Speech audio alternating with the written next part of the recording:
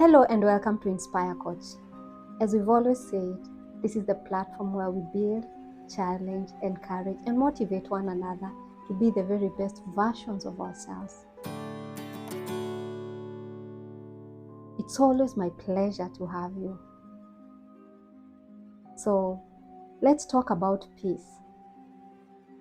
And I'm gonna make it different today. I'll tell you a story. Once there was a king who brought up a drawing competition, and the theme of the competition was peace. So he had requested different paintings that themed peace. A lot of paintings were done, wonderful paintings that showed peace, calm, tranquility, and the king was so impressed. But as he continued looking for the winner, he was left with two choices. One of the paintings had this landscape that showed the sea, and the sea was calm, it was not windy, and it was a wonderful masterpiece. The other masterpiece showed a waterfall, a long waterfall, and there was a river down. Right beside the river there was a rock, and near the rock was a nest, and there was this bird with its young ones who looked completely at peace, not bothered at all by the noise that came from the waterfall. So the king had a choice to make.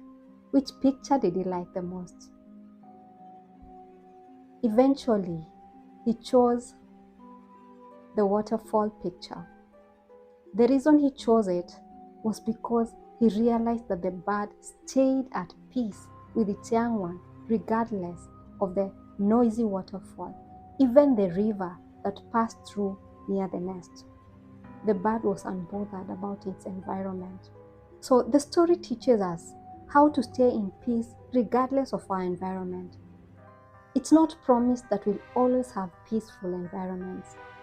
Sometimes we'll get environments that bring chaos, that bring turmoil. But how do you still stay in peace regardless of how the environment looks like? It takes you focusing on your heart, focusing on that you want, focusing on the great things that you do have. Be intentional about staying in peace. Sometimes we forget that there's very little we can do about the environment or the people or the things that are happening around us. And sometimes we do take offense when someone has projected their lack of peace towards us. We stay offended, we lack our peace, we lack our joy, but not because we were not in a state where we could stay at peace, but we accepted and allowed the environment around us to startle and take away our peace. I will tell you something. Nothing is worth the peace of your heart.